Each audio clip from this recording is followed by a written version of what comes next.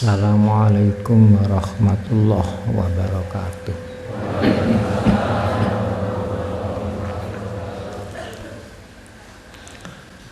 Bismillahirrahmanirrahim. Alhamdulillahi rabbil alamin. Wassalatu wassalamu ala asyrafil mursalin Sayyidina Muhammadin sallallahu alaihi wasallam wa ala alihi wa ashabihi ajmain, amma ba'du. Hadirin wal hadirat yang kami muliakan, pertama kami ucapkan alhamdulillah kehadirat Allah subhanahu wa ta'ala. Kedua kalinya kami ucapkan alhamdulillah kehadirat Rasulullah sallallahu alaihi wasallam. Ketiga kalinya kami ucapkan alhamdulillah atas berkat rahmat Allah pada malam ini kita bisa melaksanakan taubat bersama. Semoga Allah Ta'ala menerima taubat kita.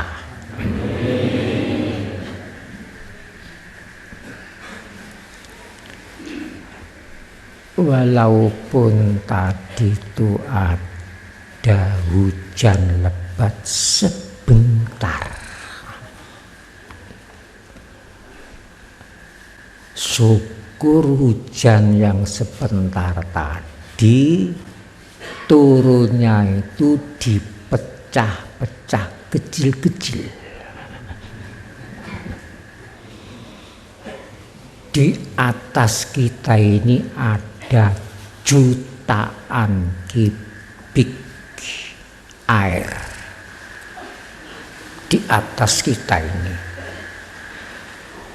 tapi turunnya karena rahmat Allah dipecah kecil-kecil. Seandainya turun tanpa dipecah, belek, mungkin peloso habis. Buktinya kalau sudah kumpul seperti banjir itu, di mana-mana habis diterjang banjir. Untungnya air yang ribuan jutaan kubik di atas kita ini turunnya dipecah kecil-kecil. Ini supaya disadari. Jadi bahaya di atas kita itu banyak.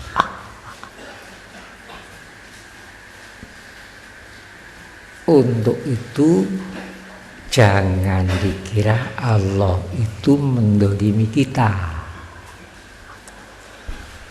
Ma'asyiral muslimin rahimakumullah, pada malam ini pengajian judulnya pengamalan Bismillahirrahmanirrahim. Judulnya pengajian pengamalan Bismillahirrahmanirrahim. Ini judulnya. Pengamalan Bismillahirrahmanirrahim itu lapis-lapis. Pertama, Bismillahirrahmanirrahim harus diamalkan di lesan. Bismillahirrahmanirrahim artinya dengan nama Allah Maha Penyayang, Maha Pengasih. Itu satu. Kemudian bismillahirrahmanirrahim diamalkan di dalam hati. Bagaimana mengamalkan dalam hati? Hati kita percaya iman bahwa Allah itu betul-betul Maha Penyayang dan Pengasih. Ini dua. Ketiga, pengamalan bismillahirrahmanirrahim dalam kenyataan harus bisa menyatakan buktinya kalau Allah itu Maha Pengasih. Apa buktinya kalau Allah itu Maha Penyayang? Nomor berapa nih, Bu? Nomor 3. Nomor 4, harus ingat, tidak boleh lupa, harus ingat akan bukti kenyataannya Maha Kasih dan Maha Penyayangnya Allah Ta'ala. Nomor pinten kok? Nomor 5, harus merasakan dalam rasa kolbi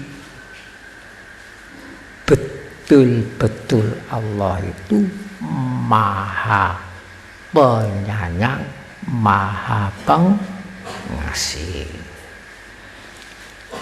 Nomor 6, harus menginsyafi adanya ujian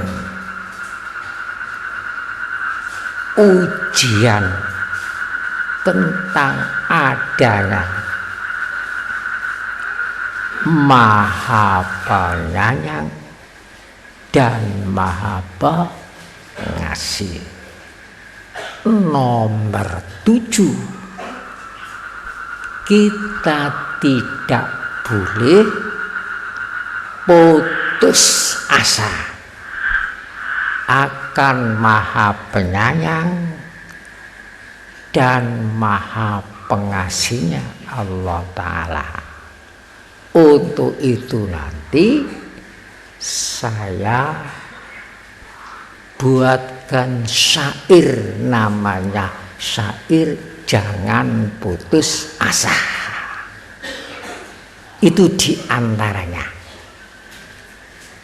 Nomor 8, harus syukur, terima kasih atas adanya kenyataan Maha Penyayang dan Maha Pengasih. Enten benten ku pengamalane 8 nggih. Biasanya cuma situ.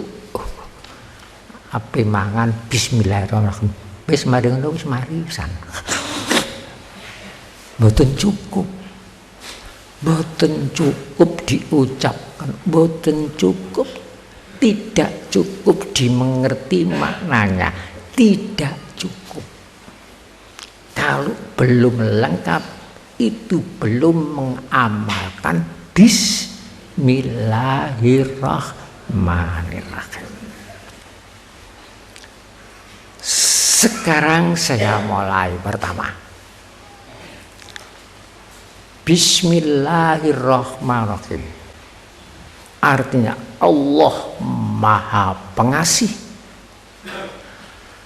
Allah Maha Penyayang. Mana buktinya Allah Maha Pengasih? Ma'asyiral muslimin,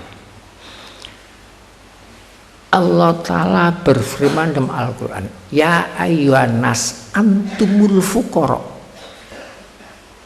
Wahai manusia seluruh dunia, kamu itu fakir mutlak. Asli manusia itu fakir mutlak, tidak mempunyai apa-apa,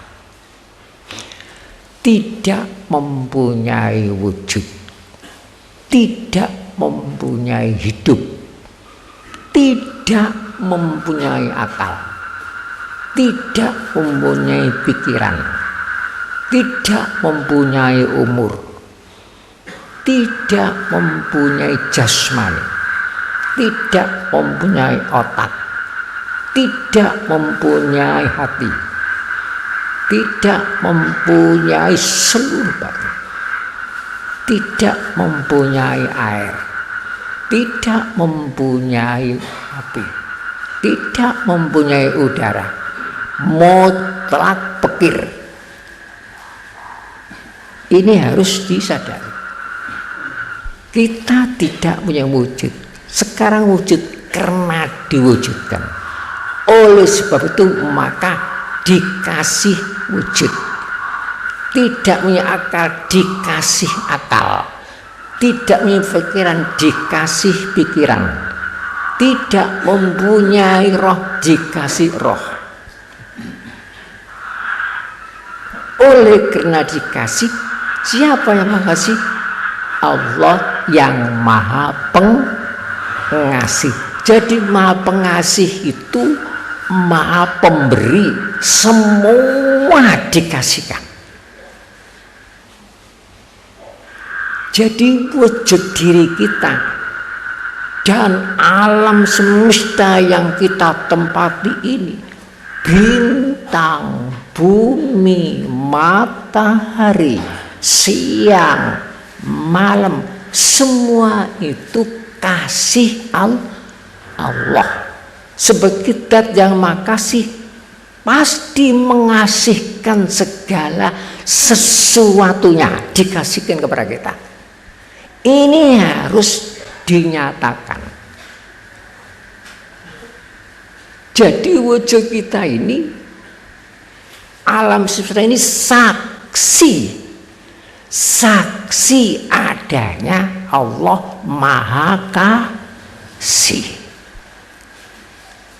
Oleh sebab itu, jika membaca asyhadu alla ilaha illallah, aku bersaksi, jangan lesan saja. Aku bersaksi tak ada Tuhan lainnya Allah. Jadi yang bersaksi itu lesan kita, hati kita, hidup kita, alam semesta, semua ini bukti, ini saksi adanya Allah yang Makasih. Kira-kira sudah paham? Insya Allah paham. Ada mertua kasih otak? Tidak ada. Semua ini kasih Allah. Kemudian mana buktinya sayang? Bukan dikasih saja, tapi disayang. Mana buktinya kalau Allah itu sayang?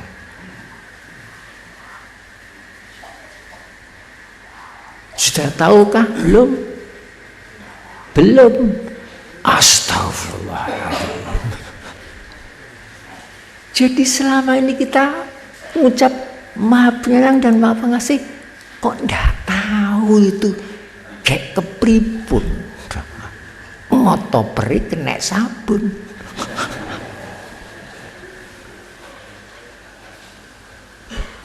Bukti sayangnya Allah kepada kita, diturunkan 104 kitab suci, diturunkan Nabi 104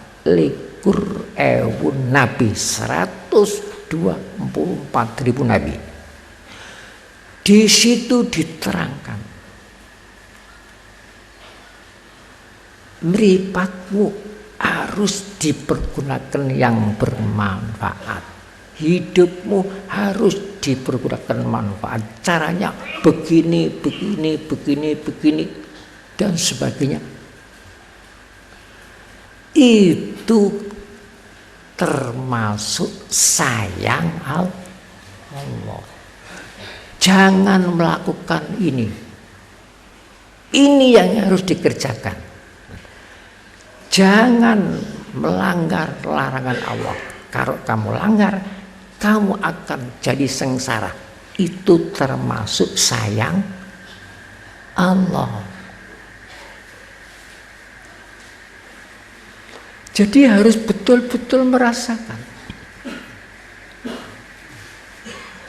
Nomor 3, jangan lupa.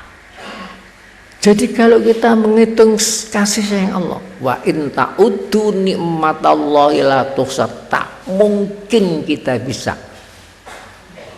Tak mungkin kita bisa menghitung banyaknya nikmat yang dikasihkan Allah kepada kita. Pernah kita menghitung nikmat keluar masuknya napas? Tidak pernah. Pernah kita menghitung jangka kita setiap hari? Tidak pernah. Pernah kita menghitung berapa juta kalimat kita berkata? Bagaimana susahnya kalau kita tidak bisa berkata? Pernah kita menghitung detik jantung kita sejak dari kandungan sampai akhir hayat? Tidak pernah. Pernah kita menghitung kedip kita? Tidak pernah.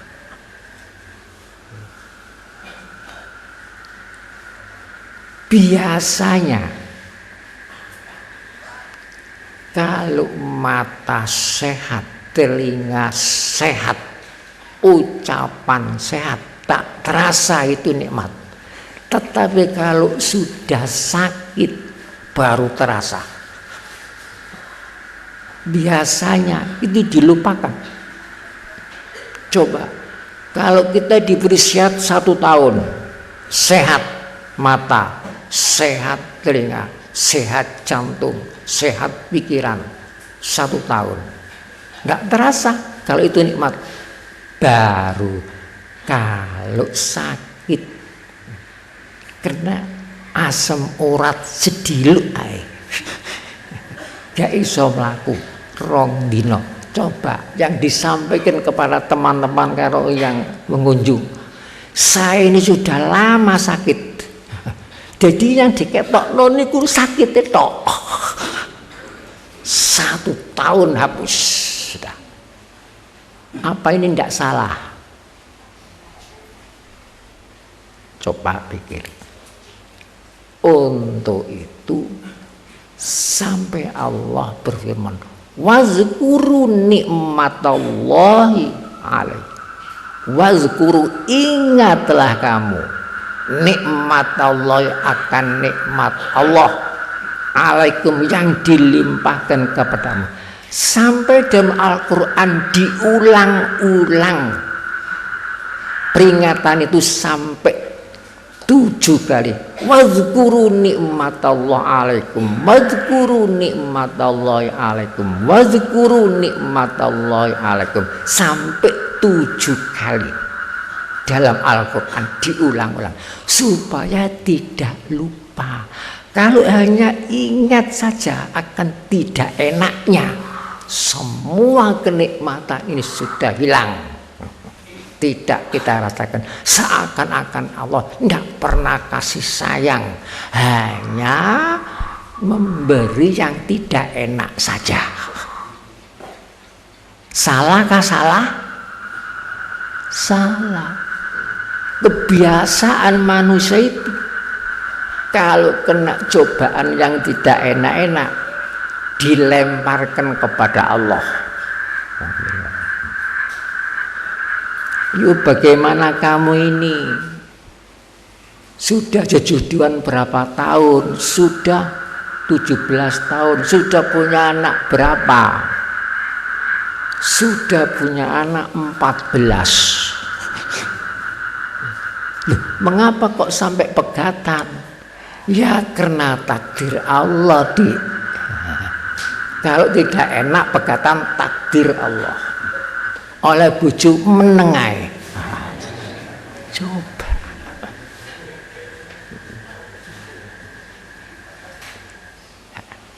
Bagaimana kamu sudah banyak modal, banyak kok sampai bisa bangkrut? Bagaimana? Karena Allah sudah menentukan kita bangkrut, bagaimana?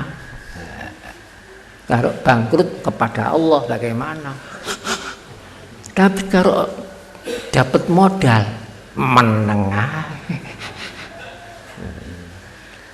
sakit, waktu sakit bagaimana? Allah ganjar sakit, jadi sakit ganjaran. Allah pada ganjar sakit begini, tapi sehat 1 tahun tidak terasa, tidak terasa.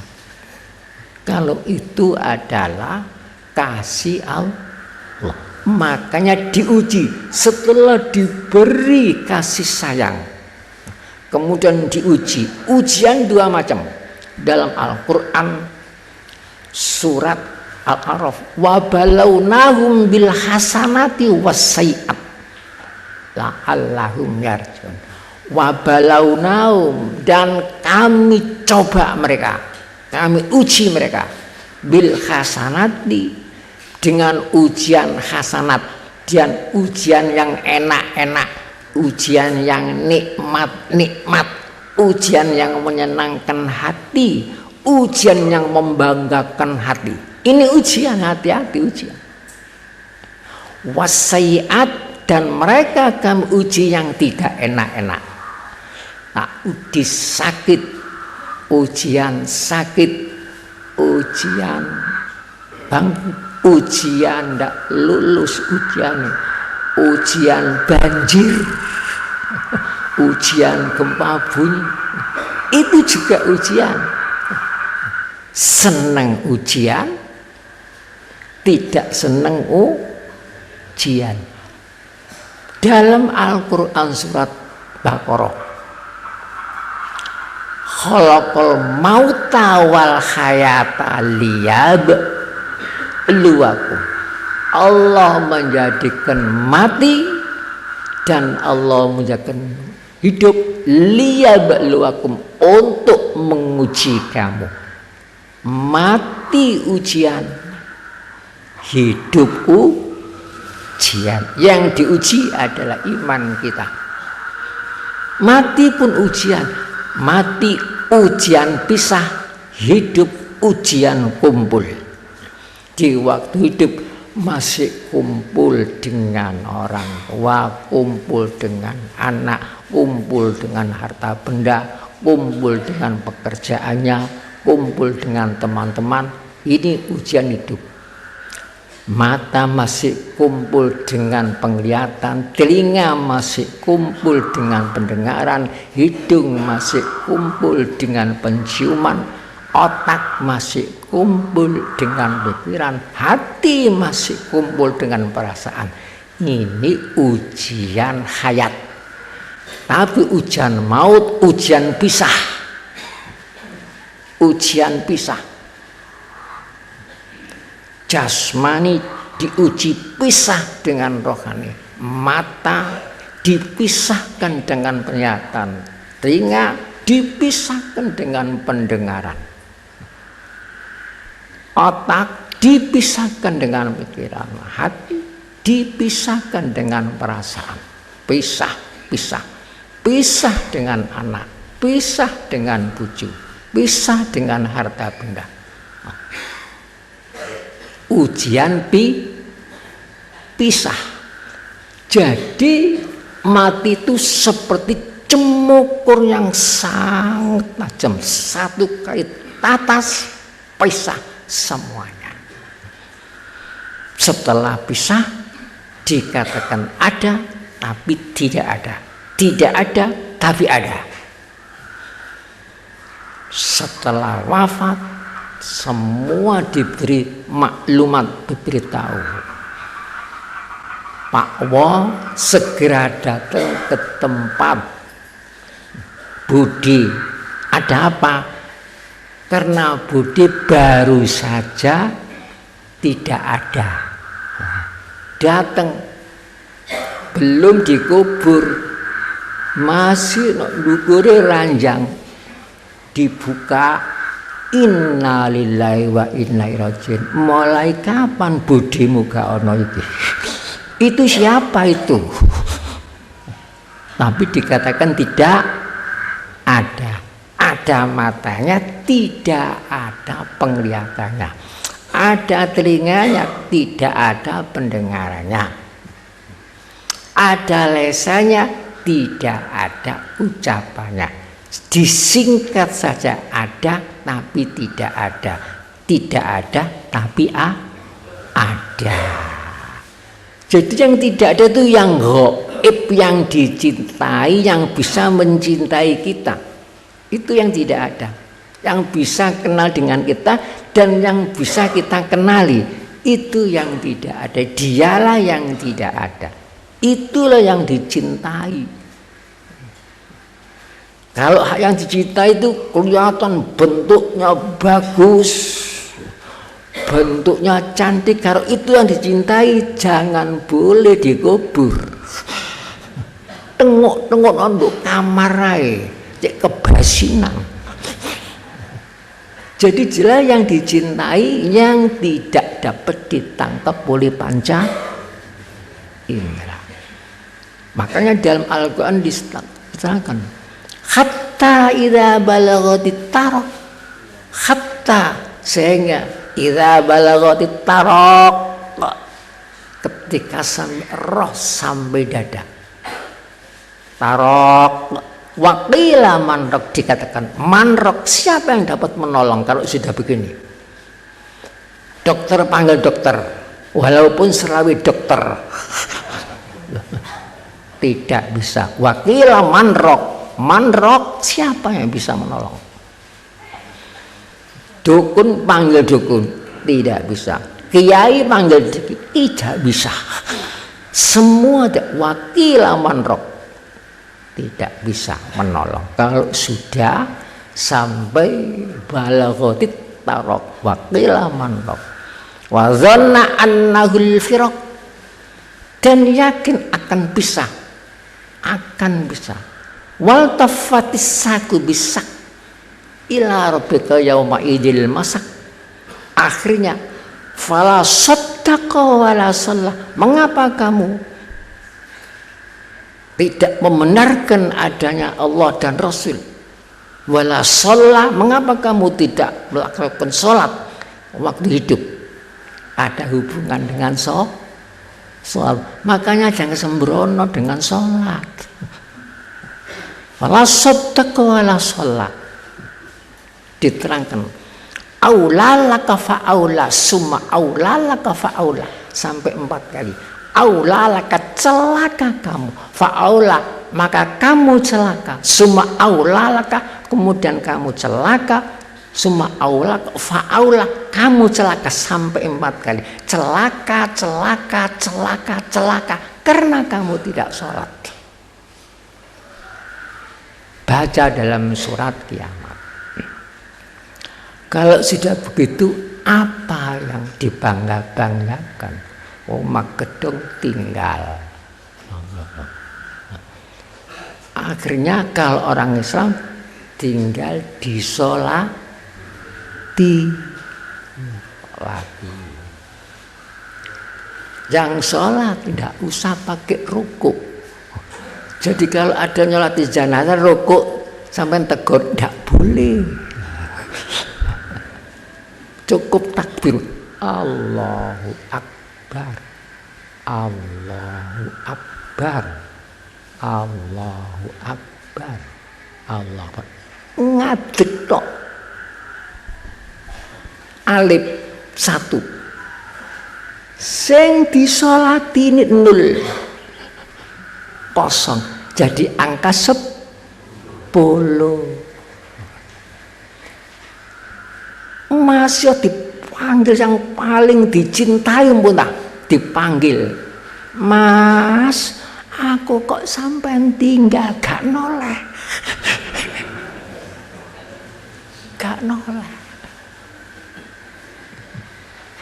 Kadang-kadang mulai kapan Bude miki mau niku mau nilap kula.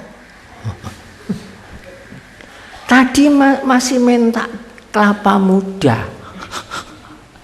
Saya cari kelapa muda, datang situ sudah berangkat, meninggal, sudah tidak ada. Kemana?